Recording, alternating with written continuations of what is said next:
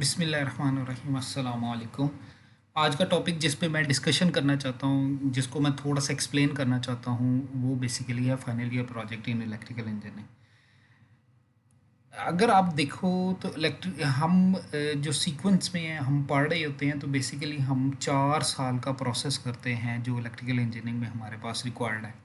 अब इन 4 सालों में आप देखो कि जो फर्स्ट, सेकंड, थर्ड ईयर है, इसके अंदर कोई बहुत ज़्यादा हम प्रोजेक्ट्स नहीं करते, बेसिक्स ऑफ इलेक्ट्रिकल इंजीनियरिंग पढ़ते हैं, डिफरेंट कोर्सेज़ वगैरह पढ़ते हैं, अंडरस्टैंडिंग अपनी डेवलप करते हैं, कुछ हार्डवेयर पे काम करते हैं और उन पे अपने स्किल सेट डेवलप करते हैं और कुछ सॉफ्टवेयर्स पे काम करते हैं जिन पे अपने स्किल सेट डेवलप करते हैं। अब जब फाइनल ईयर प्रोजेक्ट आता है, इसका क्या मतलब होता है? इसका मतलब है कि हर वो चीज़ जो मैंने की हुई है, उसको मैंने कैसे इम्प्लीमेंट करना है। अमूमन जब एमबीबीएस डॉक्टर जब अपनी रूटीन में अपनी डिग्री कंप्लीट करता है, तो उसके बाद उसे कहते हैं कि भाई हाउस जॉब कर, ताकि तुम्हारी प्रैक्टिस हो जाए कि आपने जो आगे पेशेंट्स को ट्रीट करना है उनको कैसे ट्रीट करना है।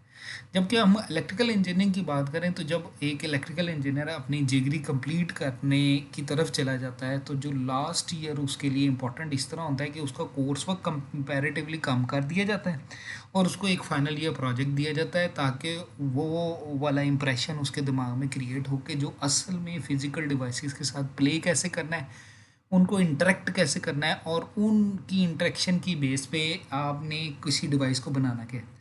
अब डिफरेंट किस्म के प्रोजेक्ट्स लोग करते हैं, कोई कंप्यूटर में कर लेता है, कोई इलेक्ट्रिकल में, कोई इलेक्ट्रॉनिक्स में, कोई पावर में, डिफरेंट किस्म की फील्ड्स में लोग प्रोजेक्ट करते हैं। हर बंदा प्रोजेक्ट तो करता है, लेकिन जो मेजर चीज़ जिस बेस पे ये फाइनल ये प्रोजेक्ट दिया जाता है, उसका मेजर मकसद ये होता है कि उसके पास लाइफ लॉन्ग लर्निंग आ जाए।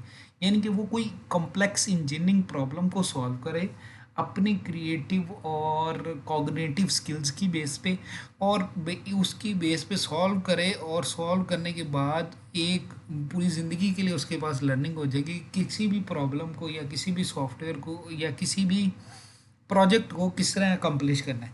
यानी कि प्रोजेक्ट के अंदर वो क्या पैरामीटर्स हैं जिनको वो तवज्जो से करे और इम्प्लीमेंट करे, और उन इम्प्लीमेंटेशन की बेस पे प्रोजेक्ट कंप्लीट हो जाए। समटाइम लोग ये भी कहते हैं कि मतलब कि लोग जब फाइनली प्रोजेक्ट करते हैं, तो वो किसी ना किसी की हेल्प लेके कर लेते हैं। अमूमन सुपरवाइज़र की हेल्प तो कॉमन प्रैक्टिस में रहती है, लेकिन समटाइम कोई अपने भाई की, कोई चाचू मामू वगैरह की, या किसी शॉप के बंदे की हेल्प लेके कर लेता है।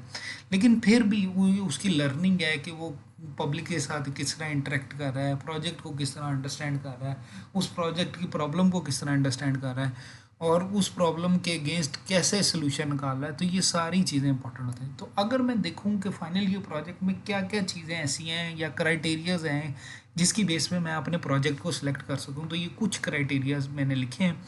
सबसे पहली चीज़ ये है कि ये आपने देखना है कि आपका इंटरेस्ट किस फील्ड में है। यानी कि आप इलेक्ट्रॉनिक्स की साइड पे करना चाहते हो, आप पावर की साइड पे करना चाहते हो, आप टेलीकॉम की साइड पे करना चाहते हो, या आप कंप्यूटर की साइड पे करना चाहते हो, या समटाइम आप ये करना चाहते हो कि दो तीन फील्ड्स को आपस में हाइब्रिड करना चाहते हो। तो उसमें हमारे पास ऑप्शन आती है, हम कंट्रोल एंड ऑटोमेशन का काम कर सकते हैं, हम प्रोसेस कंट्रोल का काम कर सकते हैं, हम रोबोटिक्स का काम कर सकते हैं, जिसमें दो या तीन फील्ड्स मर्ज की जाती हैं। तो सबसे पहली चीज़ आपने ये देखनी है कि आपका एरिया ऑफ इंटरेस्ट क्या है, कि किस चीज़ में आप काम करना चाहते हो। दूसरी चीज़ ये है कि इस चीज़ की तरफ आपके आने की क्या मोटिवेशन है।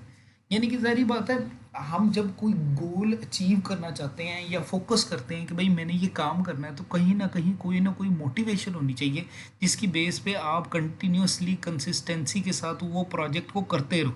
अगर आपके पास कोई मोटिवेशन नहीं होगी, तो एक सर्टन टाइम के बाद आप डिसहार्ट हो जाओगे और शायद प्रोजेक्ट भी छोड़ दो। तो अपनी मोटिवेशन डेवलप करने के लिए समटाइम लोग कहते हैं कि भाई मैं ये जो प्रोजेक्ट कर रहा हूँ, ये मुझे इस फील्ड में एडवांटेज देगा। इस फील्ड में एडवांटेज देने का मकसद क्या होता है कि आपको जॉब मिल जाएगी, या ये एक पाकिस्तान की प्रॉब्लम है, इस प्रॉब्लम को मैं सॉल्व करूँगा, ये मेरी मोटिवेशन है कि किसी तरीके से मैं इसे सॉल्व कर लूँ। सही है ना? तो ये मोटिवेशन क्या है कि why you want to do this project, ये आपकी मोटिवेशन होनी चाहिए, रीज़न होना चाहिए आपके पास कि किस बेस पे मैं ये प्रोजेक्ट करना चाह रहा हूँ। फिर उसके बाद क्या है, प्रॉब्लम स्टेटमेंट। यानी कि जो आपने प्रोजेक्ट सेलेक्ट किया है, इसमें मसला क्या है।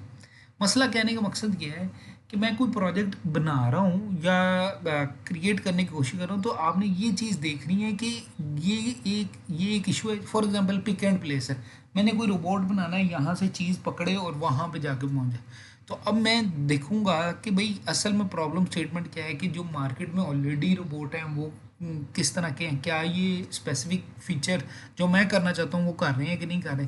या अगर मैं इस तरह का पिक एंड प्लेस बनाता हूँ और सामने कोई हर्डल आ जाता है और हर्डल स्टैटिक है, तो फिर मैं कैसे सॉल्व करूँगा, और डायनेमिक है तो कैसे सॉल्व करूँगा।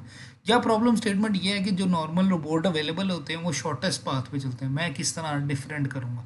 तो ये प्रॉब्लम स्टेटमेंट को आपको डिफाइन करना है कि लोग जो कर रहे हैं उनमें क्या एक ऐसी प्रॉब्लम आ रही है जिसकी वजह से ये जो सिस्टम है ये इनएफिशिएंट है, या लॉसेस कर रहा है, या डिले में चल रहा है। तो वो चीज़ को आपने देखना पड़ता है कि भाई प्रॉब्लम स्टेटमेंट आपकी क्या है।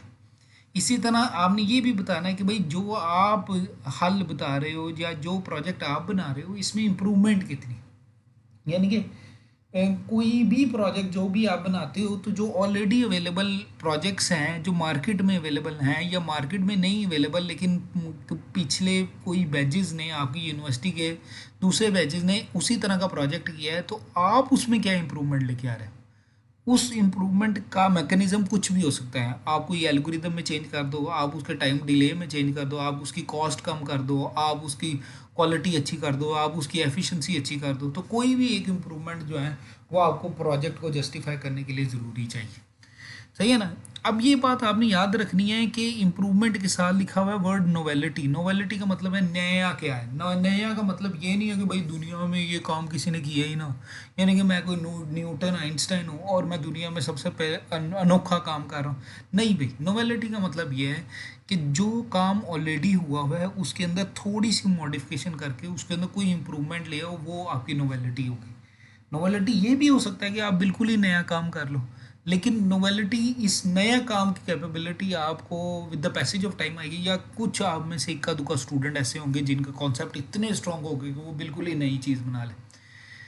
फिर आपने ये चीज़ भी अंडरस्टैंड करनी है कि जो आप प्रोडक्ट बना रहे हो ये बेसिकली प्रोटोटाइप है, ये कोई बहुत बड़ी चीज़ नहीं है। तो आपने क्योंकि स्टूडेंट लेवल पे बनाना है, ना आपके पास इतना बजट है, ना आपके पास इतने बहुत एक्स्ट्राऑर्डिनरी स्किल्स हैं, तो आपने जो प्रोडक्ट बनानी है अपनी कैपेबिलिटीज़ के अकॉर्डिंगली बनानी है, और अब वो प्रेजेंटेबल होनी चाहिए, यानी कि जो इन फ्रंट ऑफ एग्जामिनर्स, चाहे इंटरनल है या एक्सटर्नल है, कि जो प्रोजेक्ट आप बनाओ वो उनको दिखा सको। तो वो चीज़ को आपने भी जहन में रखना है कि भाई प्रोजेक्ट की कॉस्ट भी कम हो और प्रोजेक्ट ऐसा हो जो पोर्टेबल हो, जिसको उठा के आप लेके आके उन जजेस के सामने रख सको कि भाई ये देखो ये मैंने प्रोजेक्ट बनाया। समटाइम लोग क्या करते हैं कि प्रोजेक्ट बहुत ही अनोखा सा सिलेक्ट कर लेते हैं, जो फॉर एग्जांपल जिस तरह कार है, हमारे पास बड़ी कार है और हम उसमें ये प्रोजेक्ट करें कि जो वो ऑटोमेटिकली कंट्रोल हो रही है और उसके अंदर ऑटोमेटिकली ब्रेक्स लग रही हैं, वो अब ऑटोमेटिकली अपने स्टीयरिंग को कंट्रोल कर रही। प्रोजेक्ट कहने में तो बहुत अच्छा लगता है और प्रोजेक्ट है भी बहुत अच्छा, लेकिन चीज़ ये है कि जब आप उसे इम्प्लीमेंट करेंगे तो उसमें जो कंस्ट्रेंट्स आएंगे, जो प्रॉब्लम्स आएंगे, वो देखो कि भाई आपको फिजिकल कार चाहिए जो 5-6-7 लाख रुपए की कार है, फिर उसके साथ हाइड्रोलिक प्रेशर्स वगैरह चाहिए जिसकी बेस पे आपने उसकी ब्रेक्स वगैरह लगानी है, गेयर्स वगैरह लगाने हैं, उसके स्टीयरिंग को कंट्रोल करना है। तो अगर कॉस्ट वाइज देखें तो इस पे जो कॉस्ट लगेगी वो 2.5-3-4 लाख रुपया लग जाएगी। तो अगर आप देखो कि इतनी कॉस्ट बेरिंग कैपेसिटी सारे स्टूडेंट्स के पास नहीं होती, तो ऑन एवरेज अगर 2 बच्चों का प्रोजेक्ट है तो it should be almost 20-30 thousand rupees का, यानी कि 10-15 थाउजेंड पर स्टूडेंट एक्सपेंस करे। तो अगर फॉर एग्जांपल 3 स्टूडेंट का प्रोजेक्ट है तो 45,000 के करीब चला जाए, अगर 4 स्टूडेंट का तो 60,000 के करीब चला जाए। ये बहुत ज़्यादा एक्सपेंस मैं बता रहा हूँ, लेकिन ये डिपेंड करता है आपके आइडिया पे। सम टाइम क्या होता है कि आपका आइडिया इतना अच्छा होता है, आपके मुनासिब से एक्सपेंस पे भी आपका प्रोजेक्ट सब लोग अप्रूव कर देते हैं, और सम टाइम आपका आइडिया इतना बोंगा सा होता है कि आपका जो है आप बहुत ज़्यादा एक्सपेंस भी कर दो लेकिन आप आइडिया को जस्टिफाई नहीं कर सकते। तो ये चीज़ आपने अंडरस्टैंड करनी कि जो एंड प्रोडक्ट बने उसकी एक तो कॉस्ट मुनासिब हो, दूसरी चीज़ प्रोडक्ट ऐसी हो जो डिस्प्लेबल हो, जो आप जजेस को शो करवा सको, ये आपकी प्रोडक्ट होनी चाहिए। फिर जो मोस्ट इंपॉर्टेंट चीज़ है कि भाई आपने आइडिया सेलेक्ट कर लिया, एरिया ऑफ इंटरेस्ट सेलेक्ट कर लिया, अब उसके बाद आपने देखना है सिमिलर माइंडसेट के लोग, जिन लोगों ने आपके साथ काम करना है। सम टाइम ये होता है कि बंदा कहता है कि भाई मैं हार्डवेयर में अच्छा हूँ, तो फिर आपको कोई ऐसा बंदा चाहिए जो सॉफ्टवेयर में आपकी हेल्प कर दे। सम टाइम है तो आपको ऐसा बंदा चाहिए जो आपके पास थीसिस राइटिंग में हेल्प कर दे। कोई ऐसा बंदा चाहिए जो आपके साथ हॉलोड जाके आपके साथ परचेजिंग कर सके। तो ये जो आपके पास सिलेक्शन ऑफ ग्रुप मेंबर्स हैं, अमूमन तो लोग ये करते हैं कि अपने फ्रेंड्स वगैरह को ही सिलेक्ट कर लेते हैं, लेकिन फिर भी आप इस बात पे ज़ाहिर बात हो सकता है किसी किसी बंदे के फ्रेंड्स ही बहुत ज़्यादा हों। तो सिलेक्शन क्या है कि आपने मेंबर को उस तरह सेलेक्ट करना है कि जो आपको आपके प्रोजेक्ट के लिहाज से फैसिलिटेट कर सके। समटाइम ये होता है कि लोग पहले अपने ग्रुप मेंबर्स को सिलेक्ट करते हैं, फिर प्रोजेक्ट आइडिया को सिलेक्ट करते हैं, और समटाइम ये होता है कि लोग पहले प्रोजेक्ट आइडिया को ढूंढते हैं और फिर उसके बाद बंदों को ढूंढते हैं कि जिन बंदों ने उनके साथ करना है। तो ये आप पे डिपेंडेंट होता है। सिमिलरली जो सेकंड चीज़ है वो ये कि भाई सिलेक्शन ऑफ सुपरवाइजर।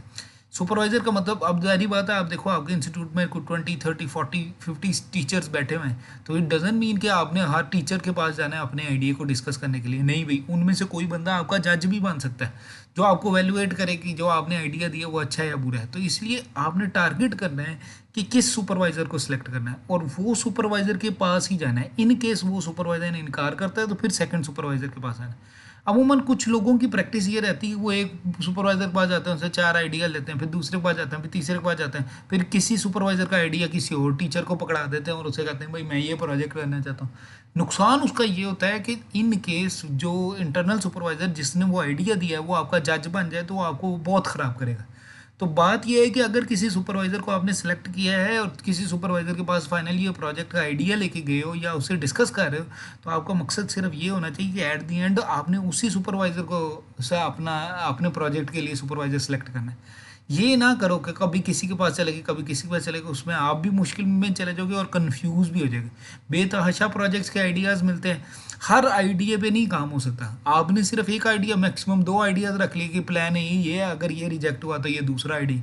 ये तो नहीं कर सकते आप 25 30 आइडियाज़ पकड़ के कभी किसी सुपरवाइजर के पास जा रहे हो कभी किसी सुपरवाइजर के पास। आखिरी चीज़ ये है कि जो भी प्रोजेक्ट सेलेक्ट करो उसके एडवांटेजेस डिसएडवांटेजेस, उसके प्रॉज उसके कॉन्स वगैरह सारी की सारी चीज़ों को प्रॉपरली एनालाइज कर लो।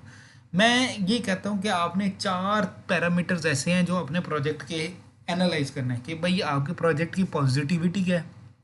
ये नहीं कि इन शॉर्ट हम ये कह सकते हैं उसके एडवांटेजेस क्या हैं। आपके प्रोजेक्ट की नेगेटिविटी क्या है, यानी कि इन शॉर्ट हम ये कह सकते हैं उसके डिसएडवांटेजेस क्या हैं। तीसरी चीज़ ये है कि उसके क्रिटिकल पहलूज क्या हैं, यानी कि उसकी क्या वो क्रिटिकल चीज़ें हैं जिसको आपने एनालाइज करना है, जिस जो आपके लिए मुश्किल पैदा कर सकती हैं, जो आपको जो है आपके सुपरवाइज़र इंटरनल या एक्सटर्नल आपसे क्वेश्चन पूछ सकते हैं, तो उसके क्रिटिकल पहलू को आपने देखना है। ये 3 चीज़ें कॉमन हैं। इसके बाद चौथी चीज़ ये है कि आप जो एंड पे प्रोडक्ट बनाओगे वो क्या फ़ीचर परफॉर्म करेगी। अगर वो फीचर आपकी रिक्वायरमेंट के मुताबिक परफॉर्म करती है, इसका मतलब आपने सक्सेसफुली वो प्रोजेक्ट को कंप्लीट किया है, और अगर नहीं तो इसका मतलब ये है कि जो आपका आइडिया था वो आपका ब्लर आइडिया था, आप मेंटली तौर पे क्लियर ही नहीं थे।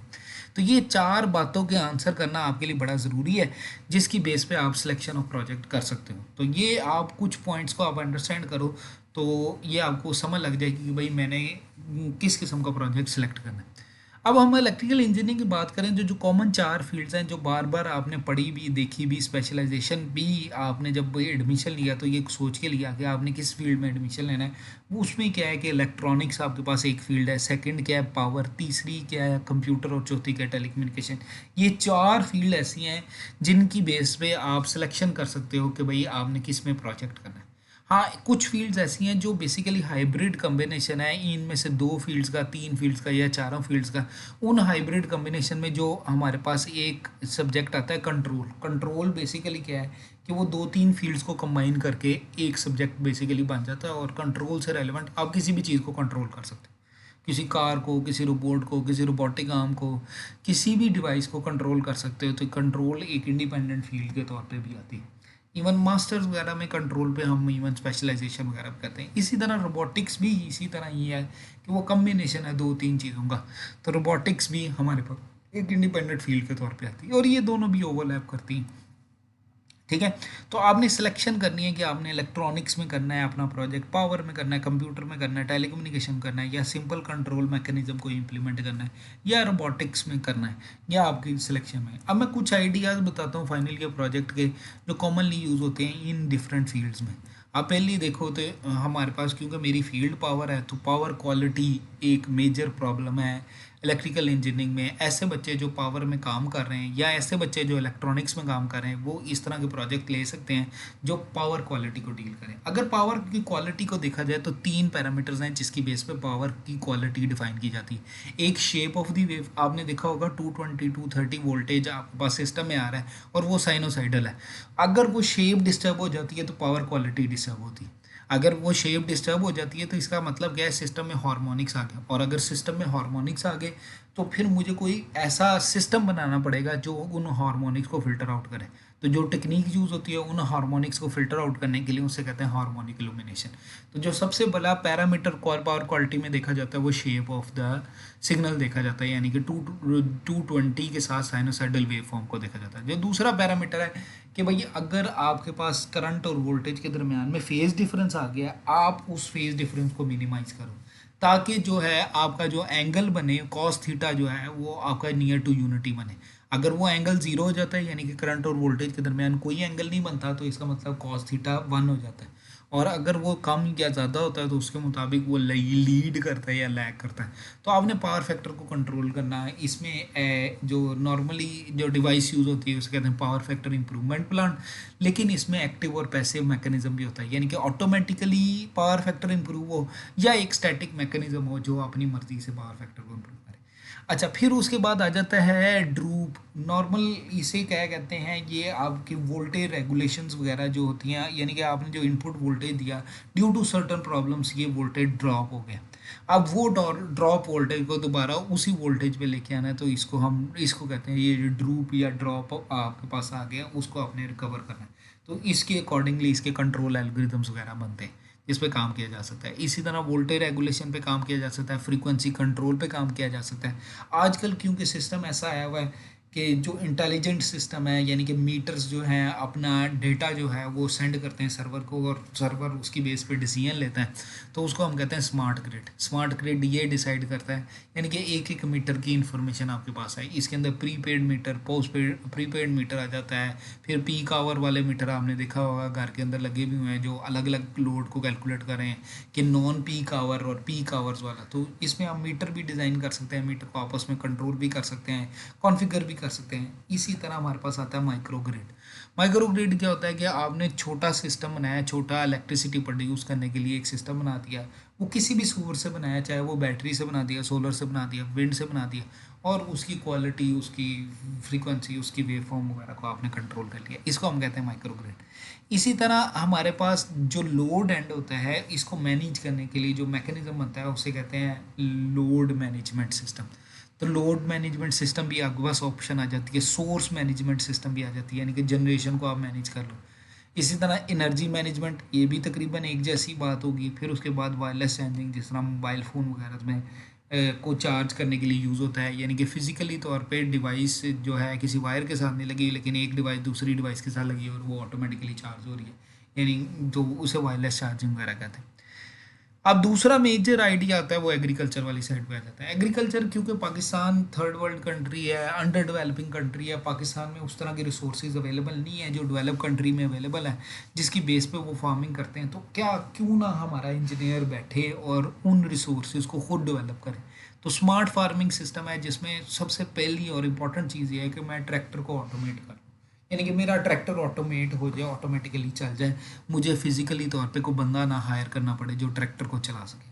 अब ट्रैक्टर के साथ बेतहाशा एप्लीकेशंस होती हैं जो ट्रैक्टर के साथ एडवांटेज मिले, जिस तरह हार्वेस्टिंग ट्रैक्टर के साथ होती है, जिस तरह फर्टिलाइज़र का स्प्रे ट्रैक्टर के साथ होता है, जिस तरह जो है क्या नाम है वाटरिंग या वाटर मैनेजमेंट जो होती है कुछ हद तक ट्रैक्टर के साथ होती है, वैसे जो होती है वाटर की अपनी डक्ट्स बनी होती है जो पानी को वह दे रही होती है। तो इस तरह डिफरेंट किस्म की एप्लीकेशन ट्रैक्टर से हो रही होती हैं। अगर ट्रैक्टर को आप ऑटोमेट कर दो तो ये बहुत अच्छा प्रोजेक्ट होगा। इस तरह स्मार्ट फार्मिंग सिस्टम, यानी कि हमारा फार्मिंग सिस्टम जिसमें उसका टेम्परेचर, उसकी ह्यूमिडिटी, उसकी मॉइस्चर, उसका जो है फर्टिलाइज़र, उसके जो है वाटर मैनेजमेंट सिस्टम, ये सारा ऑटोमेट हो जाए तो उसको हम कहेंगे स्मार्ट फार्मिंग सिस्टम। यानी कि उसमें मोनीटरिंग भी हो जाए, उसकी वाटर मैनेजमेंट भी हो जाए, उसके अंदर तो वो सारा का सारा स्मार्ट फार्मिंग सिस्टम में आ जाएगा। इसी तरह कुछ रोबोट ऐसे होते हैं जो हमारे एग्रीकल्चर में यूज़ होते हैं, जो दुनिया में यूज़ किए जा रहे हैं, पाकिस्तान में नहीं करते। जिस तरह हमारे पास हमें कोई ऐसा रोबोट चाहिए जो सीडिंग कर सके, यानी कि सीड को अंदर डाल सके। कोई ऐसा रोबोट चाहिए कि जो ये चीज़ देखे कि भाई कौन सा पौधा ख़राब हो गया और वो खुदा ख़राब पौधे को खुद ही उखाड़ के साइड पे कर दे, उसे वीडिंग कहते हैं। कोई ऐसा प्रोसेस या ऐसा रोबोट देखा जाए जो किसी फॉर एग्जांपल फलों को उतारना है तो मैनुअली उतारने की बजाय वो रोबोट उतार के लिए, या हार्वेस्टिंग करने के लिए, किसी भी क्रॉप्स वगैरह की हार्वेस्टिंग करने के लिए, ये हमारे पास एग्रीकल्चर में।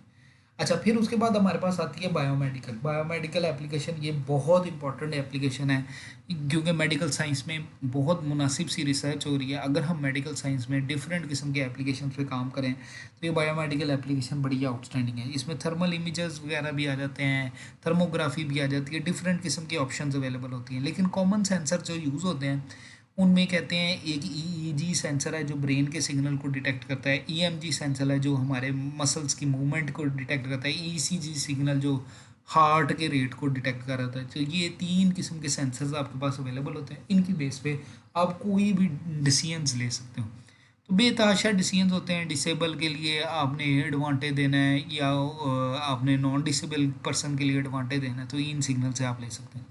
इसी तरह साइन लैंग्वेज ट्रांसलेटर होता है कि जो साइन गूंगे बहरे लोग साइन बना बना के अपनी मैसेज को कन्वे करते हैं। जो नॉर्मल प्रैक्टिस में रहता है उनका जो साइन होता है वो हर बंदे को नहीं पता होता। लेकिन अगर मेरे पास कोई ट्रांसलेटर हो कि जो साइन बना है वो साइन के अकॉर्डिंगली वो ट्रांसलेट करके बता दे कि ये असल में कहना क्या चाह रहा है, चाहे वो मैं इमेज प्रोसेसिंग से करूँ या सेंसर से करूँ। कॉमसेट्स के अंदर कॉमसेट्स का देखे जाए तो जो है सेंसर बेस्ड हुआ हुआ है, इमेज प्रोसेसिंग बेस्ड नहीं हुआ। इससे फिजियोथेरेपिस्ट रिपोर्ट होता है, यानी कि आप जब किसी बंदे को फॉलेज या कोई ऐसा प्रॉब्लम आ जाए तो स्पेशल बंदे आते हैं जो उसकी फिजियोथेरेपी करते हैं।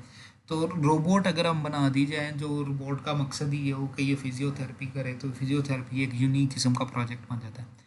इसी तरह हमारे पास वॉकिंग एड स्ट्रक्चर है कि आप देखो ना कि कुछ लोग डिसेबल हैं जिनकी टांगें वीक हैं, जो अपना वज़न नहीं उठा सकते, वॉक नहीं कर सकते।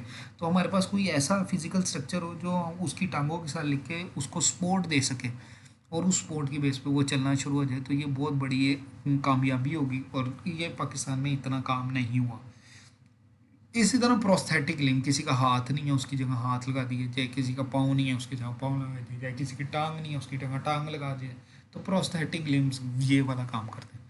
तो ये बायोमेडिकल एप्लीकेशन में बेतहाशा यूजेज है। जिस तरह फॉर एग्जांपल ब्लाइंड स्टिक है, अंधे बंदे के लिए ब्लाइंड स्टिक सिंपल स्टिक ही होती है ना, लेकिन अगर मैं उसे इंटेलिजेंट बना दूँ कि वो आगे बताए कि भाई आगे टेबल आ रहा है, कुर्सी आ रही है, वो कितने फासले पे है, तो ये बायोमेडिकल में बड़ी यूनिक चीज़ होती है। तो ये डिफरेंट किस्म के प्रोजेक्ट्स अवेलेबल हैं, कुछ हुए हुए हैं, कुछ करने वाले हैं, तो ये आपके पास ज़रूरत है। फिर उसके बाद आता है unmanned air vehicle. Unmanned air vehicle जिस तरह क्वाडकॉप्टर होता है, हेलीकॉप्टर्स वगैरह होते हैं, ये अनमैन्ड एयर व्हीकल है कि इनमें कोई बंदा नहीं बैठा हुआ और ये ऊपर उड़ रहा है। अब ये कॉमन प्रैक्टिस में अनमैन्ड एयर व्हीकल के जो प्रोजेक्ट्स आते हैं उसमें मोनीटरिंग सबसे इंपॉर्टेंट है कि भाई वो हवा में उड़ा है और सिस्टम को मोनीटर कर रहा है। फॉर एग्जांपल मैं स्मार्ट फार्मिंग सिस्टम में कह रहा हूँ कि वो हवा में हो रहा है और वो देख रहा है कि कौन कौन सी पोजीशन ऐसी है जिसमें फर्टिलाइज़र की ज़रूरत है, या कौन कौन सी पोजीशन ऐसी है जिधर पानी चाहिए, तो वो अनमैन्ड एयर व्हीकल्स होते हैं। समटाइम ये होता है कि इसकी फ़्लाइट कंट्रोल भी करनी होती है, यानी कि ये भी एक प्रोजेक्ट ही है कि भाई जो क्वाडकॉप्टर या हेलीकॉप्टर या कोई भी डिवाइस है उसकी फ़्लाइट को कंट्रोल करके उसे बैलेंस आउट करना है, वो भी अनमैन्ड एयर व्हीकल के एल्गोरिदम्स में टेक्निकफुली चेंज करेंगे तो फिर होगा। फिर पिक एंड प्लेस है कि भाई हम हेलीकॉप्टर या क्वाडकॉप्टर से किसी चीज़ को पिक करें और किसी और जगह पे पहुंचा दें, तो ये भी एक अच्छी ऑप्शन बनती है अनमैन्ड एयर व्हीकल। फिर आ जाते हैं unmanned ground vehicle. Ground vehicle का मतलब आपने एक रोबोट टाइप एक स्ट्रक्चर बना दिया, वो टू व्हील बना दिया, 3 व्हील बना दिया, 4 व्हील बना दिया, या आपने एनिमल टाइप स्ट्रक्चर बना दिया जो 2 टांगों वाला इंसान के शेप का बना दिया, या 4 टांगों वाला किसी जानवर की शेप का बना दिया और उसकी मूवमेंट हो रही है, तो ये अनमैन्ड ग्राउंड व्हीकल है। तो अब इसमें डिफरेंट किस्म की ऑप्शन अवेलेबल होती हैं। जो कॉमन एप्लीकेशन अवेलेबल है उसे कहते हैं पाथ प्लानिंग। तो पाथ प्लानिंग में जो कीवर्ड यूज़ होता है वो होता है स्लैम, साइमल्टेनियस लोकोमोशन एंड जो है ना मैपिंग। तो इसमें क्या है कि ये लोकोमोशन यानी कि मूवमेंट भी करता है और मैप भी बनाता है, और ये बड़ा यूनिक किस्म का प्रोजेक्ट है, बहुत थोड़े लोगों ने किया हुआ है। के स्लैम पे इसमें सॉफ्टवेयर बेस भी काम है और हार्डवेयर बेस भी काम है और बड़ा मज़ेदार काम है। इसी तरह हमारे पास डिफरेंट किस्म के रोबोट्स आ जाते हैं जो माइन को डिटेक्ट कर लेते हैं, जो बॉम्ब को डिस्पोजल कर देते हैं। तो ये एक भी बेसिकली अनमैन्ड ग्राउंड व्हीकल की एप्लीकेशन में आते हैं, क्योंकि ये व्हीलर रोबोट होते हैं जो बेसिकली मूव कर रहे होते हैं। फिर आ जाता है रोबोट। रोबोट जो कॉमन प्रैक्टिस में हम यूज़ करते हैं, हम पिक एंड प्लेस के एप्लीकेशन के लिए कॉमनली यूज़ करते हैं। अब वो पिक एंड प्लेस आपने किससे करना है, सेंसर बेस्ड करना है, इमेज बेस्ड करना है। ये पिक एंड प्लेस बड़ा यूनिक किस्म का आइडिया होता है। फिर रोबोटिक आर्म, हमारे पास एक एप्लीकेशन आ जाती है कि है तो रोबोटिक आर्म, लेकिन उस रोबोटिक आर्म से आपने काम क्या करवाना है। तो रोबोटिक आर्म से यहाँ पे जो कॉमन प्रैक्टिस में यूज़ होता है वो 3D प्रिंटिंग भी रोबोटिक आर्म से होती है।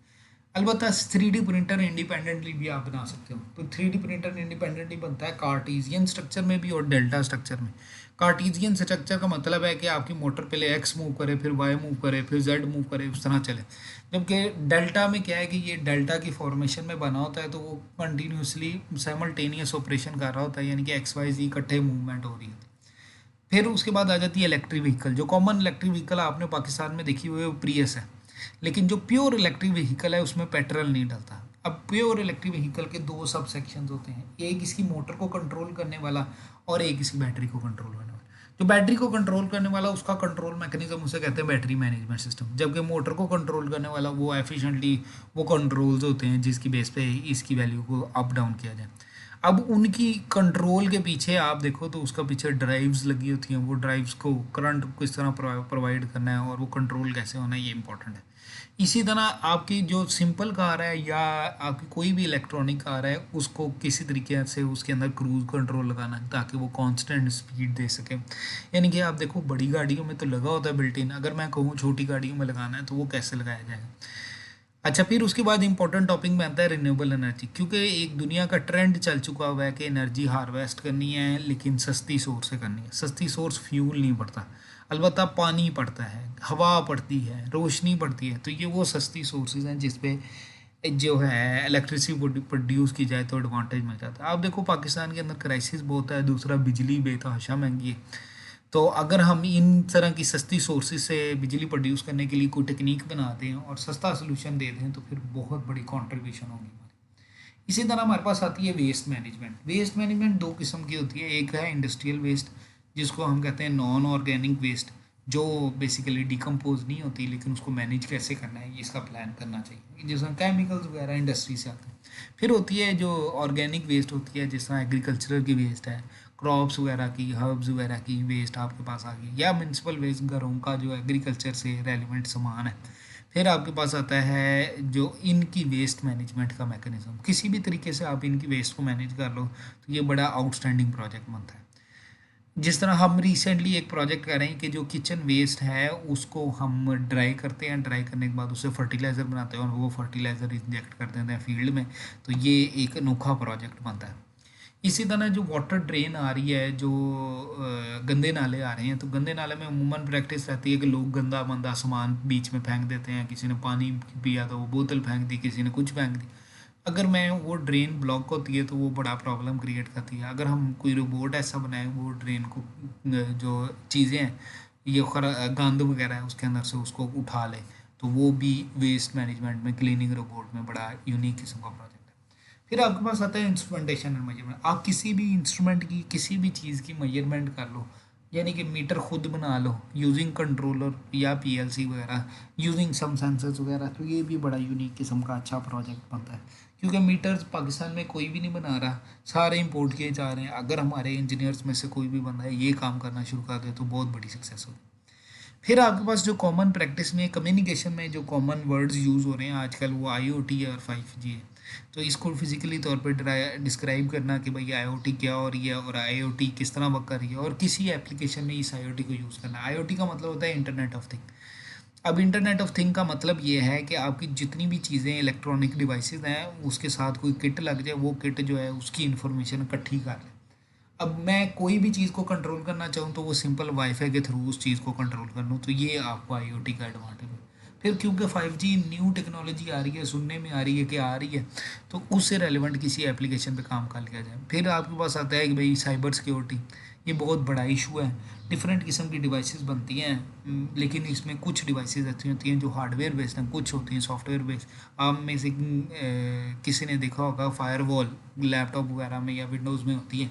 ये भी एक साइबर सिक्योरिटी की एग्जांपल है, लेकिन साइबर सिक्योरिटी को एफिशिएंटली ट्रीट करना मैं समझता हूँ इलेक्ट्रिकल इंजीनियर के लिए इस तरह का कॉन्सेप्ट खुद डेवलप करना चाहिए। ये यानी कि वो डिपेंडेंट ना हो सॉफ्टवेयर वाली टीम पे, यानी कि कोई हार्डवेयर ही ऐसा बनाए जो साइबर सिक्योरिटी प्रोवाइड करे।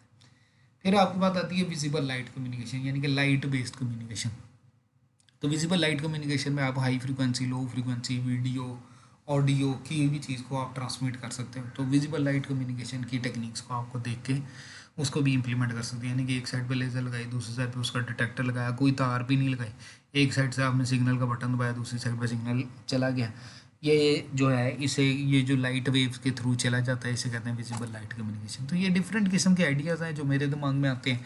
इसका मतलब ये नहीं है कि सिर्फ यही आइडियाज़ हैं। आप इंटरनेट पे देखो, वैसे देखो, सर्च करो, तो आपको बेतहाशा आइडियाज़ मिल जाएंगे जो FIP से रेलिवेंट है। इंटरेस्टिंग प्रोजेक्ट हो तो ज़रूर उठा लेना चाहिए। जो नॉर्मल प्रैक्टिस में FIP से रेलिवेंट चैप्टर्स बनते हैं वो 5 चैप्टर्स होते हैं। अगर पहला चैप्टर देखो तो वो इंट्रोडक्शन का होता है। इंट्रोडक्शन में आपका टाइटल आ गया, आपका एब्स्ट्रैक्ट आ गया, इंट्रोडक्शन आ गया। Introduction brief description of your project होती है, फिर लिटरेचर होता है, इसके अंदर थोड़ा बहुत डाल दिए। फिर उसके बाद आती है प्रॉब्लम स्टेटमेंट कि भाई क्या मसला है जिसको आप हल करना चाहते हो। मोटिवेशन आती है कि मोटिवेशन क्यों हल करना चाहते हो, या आपके पास मोटिवेशन क्या है। फिर ऑब्जेक्टिव, क्या वो की पॉइंट्स हैं जो आप अपने प्रोजेक्ट में करोगे। अगर वो की पॉइंट्स नहीं होते तो आपका प्रोजेक्ट रिजेक्ट हो जाएगा। फिर फ्लो चार्ट के आपका प्रोजेक्ट के अंदर जो इंस्ट्रक्शन है वो किस तरह चल रही हैं। फिर ब्लॉक डायग्राम, उसके अंदर जो डिफरेंट मॉड्यूल्स हैं वो ब्लॉक आपस में कनेक्टेड किस तरह। इसी तरह सर्किट डायग्राम वगैरह भी आती है, लेकिन आहिस्ता आहिस्ता डिटेल आप एक्सप्लेन कर सकते हो। फिर आपके पास स्ट्रक्चर ऑफ थीसिस आता है, एक हेडिंग आती है जिसके अंदर आपने बताना होता है चैप्टर 2 में क्या है, चैप्टर 3 में क्या है, चैप्टर 4 में क्या है, ये उस तरह आपने बताना होता है। फिर जो चैप्टर 2 आता है इसे कहते हैं लिटरेचर सर्वे। लिटरेचर सर्वे क्या होता है कि आपने जो अपना मसला आपने देखा हुआ है या जो आपने प्रोजेक्ट सेलेक्ट किया हुआ है, आपने देखना है कि इस तरह के प्रोजेक्ट दुनिया में कहाँ पे हुए हुए हैं और वो कैसे हुए हुए हैं, और क्या ये प्रोजेक्ट जो हैं, जो आप प्रोजेक्ट करना चाह रहे हो, क्या ये इम्प्लीमेंटल है भी है कि नहीं। तो इसलिए आपको ये देखना पड़ता है कि एक प्रॉपर लिटरेचर सर्वे करना पड़ता है कि लोगों ने किस तरह इसी प्रॉब्लम को सॉल्व किया हुआ है। फिर आपके पास चैप्टर 3 आ जाता है, वो है इम्प्लीमेंटेशन एंड डिज़ाइन। कुछ यूनिवर्सिटीज़ ने डिज़ाइन अलग रखा हुआ है, इम्प्लीमेंटेशन अलग रखी, कुछ ने इन दोनों को कंबाइन करके एक चैप्टर कर दिए। यानी कि इसमें आपने बताना होता है कि आपका स्ट्रक्चर डायग्राम आपकी क्या है, आपका प्रोजेक्ट किस तरह वर्क कर रहा है, और उसके अंदर इम्प्लीमेंटेशन उसे आप किस तरह करोगे, यानी कि उसका कोडिंग वगैरह किस तरह करोगे। ये सारी चीज़ें आपने कौन कौन सा माइक्रो कंट्रोलर यूज़ किया, कौन सी मोटर यूज़ किया, कौन से सेंसर यूज़ किए, कौन सा हार्डवेयर यूज़ किया, उसकी पूरी डिटेल जो है वो चैप्टर 3 में आ जाती है। चैप्टर 4 बेसिकली क्या है, रिजल्ट्स एंड कैलकुलेशन, यानी कि जो हार्डवेयर आपने बनाया है वो आपको रिस्पॉन्ड कैसा कर रहा है। और उसके अंदर कंक्लूड आपने उसके अंदर डिस्कशन पहले की कि भाई ये जो आपका काम, ये जो आपने प्रोजेक्ट किया है, ये प्रोजेक्ट के क्या एडवांटेज मिला है, ये डिस्कशन की फॉर्मेशन में आप लिखोगे। एडवांटेज डजंट मीन कि सिर्फ एडवांटेज ही लिखना। डिस्कशन में ये है कि आप रिजल्ट को पूरा डिस्क्राइब करोगे, एक एक चीज़ बताओगे कि रिज़ल्ट में किस तरह इन्फॉर्मेशन आ रही है, वो कोई इन्फॉर्मेशन कैसे चल रही है, आउटपुट क्यों ऐसे दे रहा है, ये इम्प्रूव्ड है या नहीं है, ये सारी चीज़ें आपके डिस्कशन में। फिर फाइनली कंक्लूजन आ जाएगा, आप अपने सिस्टम को कंक्लूड करोगे कि आपने जो सिस्टम बनाया वो क्या क्या है और वो किस तरह वर्क कर रहा है। फिर रेफरेंसेस आ जाए, तो एज़ पर पॉलिसी है वो ये है कि 20 to 30 रेफरेंस इनफ होते हैं। दूसरी चीज़ ये कि जो आपका प्लेजरिज्म है वो <19 होना चाहिए। तो ये चीज़ आपने कोशिश करनी है कि प्लेजरिज्म ना हो, और दूसरी चीज़ ये है कि 20 to 30 रेफरेंस भी आपके सिस्टम में चल जाए। ठीक है जी, थैंक यू जी, जज़ाकल्लाह। होपफुली आपको इन चीज़ों का या इस इंफॉर्मेशन का कोई फ़ायदा हो जाए। अल्लाह आपके लिए आसानियाँ अता फ़रमाए और आसानियाँ खल्क़ खुदा में तकसीम करने की तौफ़ीक अता फ़रमाए।